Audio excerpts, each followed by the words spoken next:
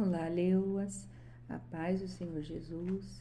Vamos dar continuidade na leitura do livro Despertar da Leoa, com o título Levante-se e Transforme Seu Mundo, autora Lisa Bevere e editora Chara.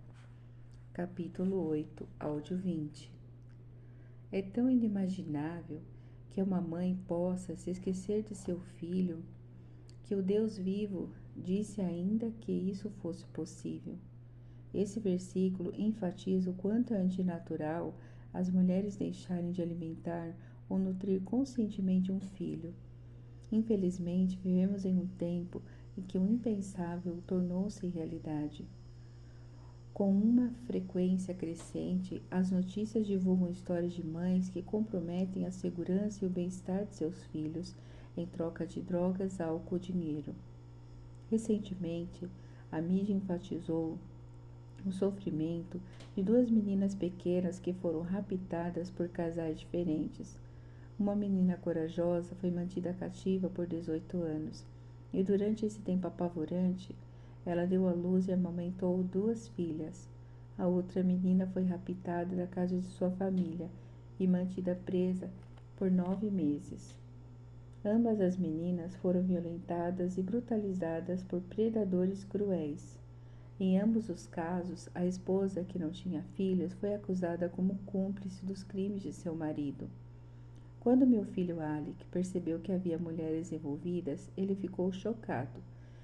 Por que as esposas não salvaram as meninas? Ele perguntou, incapaz de entender um mundo no qual mulheres não haviam salvado crianças.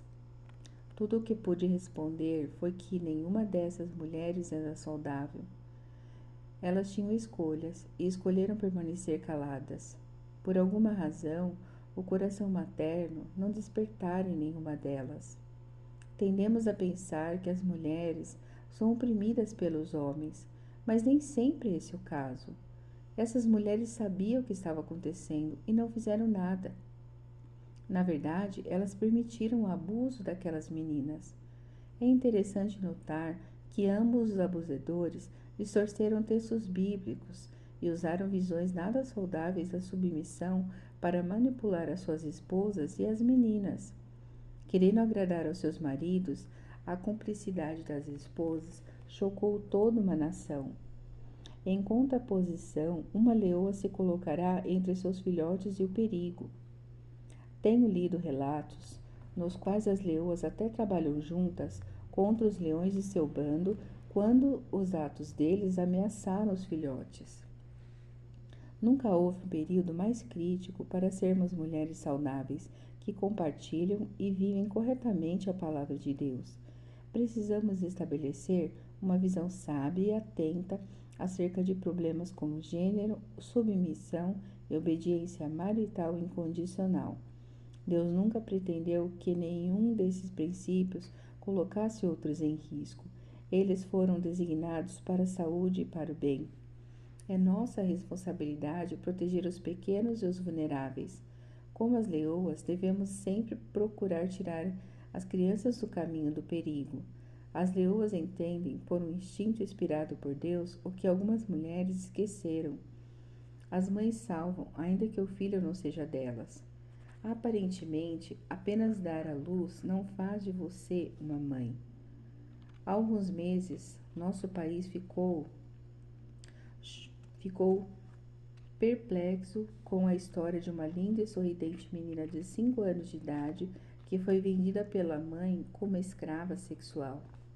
Encontraram o corpo da menina em uma área florestal ao largo de uma estrada rural na Carolina do Norte. Tremo ao pensar o que mais poderá estar nas notícias por ocasião da impressão deste livro. Agradeço a Deus porque, para a maioria de nós, esse tipo de desconexão materna ainda é impensável. A Bíblia prevê que haverá um tempo de embrutecimento no qual as pessoas que se perderam no caminho esqueceram que é ser humano. Ver Romanos capítulo 1, verso 26. Ser humano é ser semelhante a Deus, é ter dentro de nós uma consciência e uma medida do seu coração. Deus fica ultrajado com essa desvalorização da vida e com a sexualização de crianças que foram feitas à sua imagem. Sabendo que essa é a reação dele, devemos reagir do mesmo modo com uma reação feroz e amorosa. Algumas de nós precisam abrir seus lares por meio da adoção e receber as crianças que estão correndo risco ou que são indesejadas. Precisamos ser generosas e não depender do governo para tornar certo o que vemos que é errado. Vamos realmente amar o nosso próximo. Se permanecemos caladas diante da opressão e da injustiça, corremos o risco de que elas um dia nos alcancem. Anseio por ver a Igreja levantar-se para corrigir as injustiças do tráfico humano e do comércio sexual. Eles nunca estão longe da minha mente e estão constantemente presentes nas minhas conversas. Recentemente, falei com uma mulher que estava sentada ao meu lado em um voo sobre a minha paixão por ver as mulheres do mundo se mobilizarem em algum tipo de ação que confrontasse esses problemas. Ela voltou-se para mim e perguntou: com que autoridade você fala sobre esse assunto? A intensidade da pergunta dela me apanhou completamente de surpresa. Perplexa, fiz uma pausa, depois retruquei: com que autoridade eu ousaria permanecer calada? Abaixando a voz, ela tentou explicar que queria saber se eu tinha alguma qualificação educacional ou profissional nesta área. Sustentei o olhar e expliquei que, até onde eu sabia, não havia lei contra levantar sua voz contra a injustiça. E pelo que constatei, não existe uma única resposta profissional. A enormidade desses crimes exige a reação de muitos. É uma enorme injustiça despojar as crianças da sua inocência e escravizá-las à luxúria e à devassidão de um adulto. Como alguma de nós pode permanecer calada quando as vozes de tantas crianças foram silenciadas? Como podemos não clamar sobre esse assunto? Quantas vezes precisamos ouvir?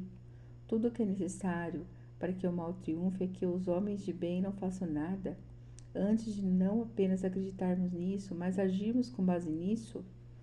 Quando estou no exterior e passo por lugares de pobreza extrema, olho nos olhos das mães e me pergunto: o que elas devem estar pensando?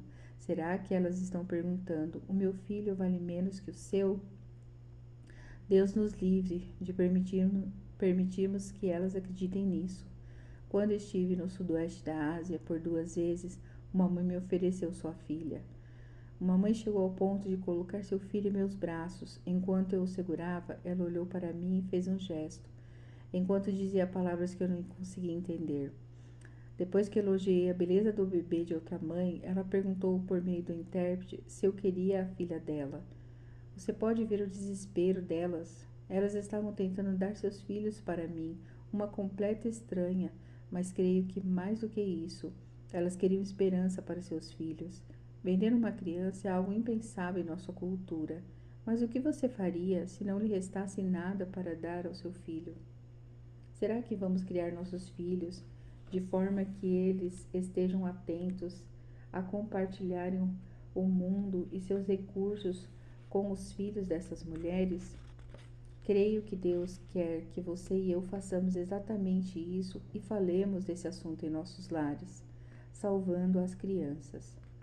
Sim, há um sofrimento avassalador nos países em que a pobreza desnuda a alma humana, mas há batalhas a nível local que requerem a nossa atenção também. Enquanto escrevi este livro, ocorreu um incidente interessante. Tive um vislumbre de como seria a proeza estratégica se aplicada a um sistema educacional local. Tive um vislumbre porque meu envolvimento foi meramente uma visita, e entendo respeitosamente que há muitas pessoas que estão vigilantes e ativamente envolvidas nos sistemas e processos educacionais. Agradeço a Deus pelos professores e administradores educacionais que trabalham incansavelmente para dar educação de qualidade com orçamentos apertados. É por isso que há momentos em que eles precisam da nossa ajuda. Uma noite e um dia de semana, meu filho mais novo, Arden, tinha uma leitura a fazer como dever de casa. Por estar muito cansado devido aos testes de basquete, ele perguntou se eu me importava em ler para ele. Ele estava com medo de adormecer se tentasse fazer isso sozinho. O restante da família estava na sala, assistindo ruidosamente a um jogo de futebol. Então escapamos para o meu quarto. Enquanto líamos, eu ficava cada vez mais alarmada com o conteúdo do livro. Havia uma série de ideias sobre suicídios de adolescentes, vandalismo, abuso de cônjuges e filhos, violência, consumo de bebidas alcoólicas por menores de idade, alcoolismo, abandono parental e furtos em lojas. Quando eu pensava que as coisas não poderiam piorar, chegamos a uma passagem que descrevia uma cena sexual altamente censurável. Meu filho virou-se e disse: Mamãe, não quero mais ler este livro. Então ele me disse que havia outras passagens que eram igualmente ofensivas. O problema era que a leitura daquele livro era exigida aos meninos de primeiro ano pela matéria de literatura. Decidi que iria telefonar para a escola pela manhã e solicitar que fosse designado outro livro para ser lido por Arden. Na manhã seguinte, quando falei com a professora, ela concordou que Arden podia ler um livro alternativo para essa tarefa. Desliguei pensando que estava tudo bem, mas mais tarde, naquele dia, algumas coisas aconteceram que me convenceram que eu precisava fazer mais. De acordo com a política da escola, devido ao seu material censurável, aquele livro exigia a permissão dos pais. Percebi que os outros pais não tinham ideia do que havia naquele livro. Afinal, a única razão pela qual eu estava ciente era porque eu tive de lê-lo para o meu filho. Sob condições normais, eu também não saberia. Era certo que somente meu filho estivesse protegido contra o conteúdo dele? Como esse livro construiria as perspectivas sobre pornografia, sexo, paz, álcool, roubo, violência e suicídio para os outros meninos da turma? Sabendo o que eu sabia, eu podia permanecer calada? Não era minha responsabilidade proteger as outras crianças e pais também? Escrevi um blog para conscientizar as pessoas sobre o conteúdo e consegui apoio para alertar a escola de que eu não estava sozinha em minha preocupação. Em menos de 24 horas, mais de 500 pessoas, muitas delas educadores, responderam dizendo que também acharam o livro inadequado. Algumas eram mães que estavam ensinando seus filhos em casa, e que disseram que esse tipo de coisa era exatamente o motivo pelo qual elas retiraram os seus filhos da escola pública. Eu não estava questionando o direito de o autor escrever a sua história. Minha preocupação era que esse livro fosse exigido como leitura para crianças de 14 anos de idade. Esse livro defendia a pornografia. O tráfico sexual tem início com a pornografia. Imagens não saudáveis podem literalmente torcer a percepção de um jovem das mulheres de maneiras inimagináveis. O livro em questão dava a ideia de que a pornografia aliada à masturbação era um comportamento normal para os meninos de 14 anos. A pornografia tem o poder de criar uma mentalidade que subjuga e enlaça suas vítimas, homens e mulheres. Essa violação pode macular a interação sexual futura com misoginia, desligamento emocional e sexual, além de vício em sexo, coisas que preparam um caminho para o tráfico sexual. Eu sabia que o nosso sistema educacional local esperava inspirar virtude em seus jovens. Eles tinham políticas eficazes e em vigor para promover esse objetivo, mas de alguma forma esse livro passara desapercebidamente. Marquei uma hora com o diretor da escola para alertá-lo de que algumas políticas tinham sido quebradas. Compartilhei a minha preocupação de que, como alguém que havia visto em primeira mão os resultados nocivos do tráfico sexual, eu estava alarmada com a apresentação das mulheres como objetos sexuais. Durante aquela semana, o livro foi suspenso. Eles ficaram satisfeitos por haver sido descoberto um erro no processo de seleção e fizeram algumas mudanças para as futuras seleções de livros não esbarrassem nesses obstáculos. As escolas públicas têm em seu quadro de funcionários pessoas comprometidas em educar crianças. Assim como qualquer um de nós, elas podem cometer erros e ter lapsos de julgamento.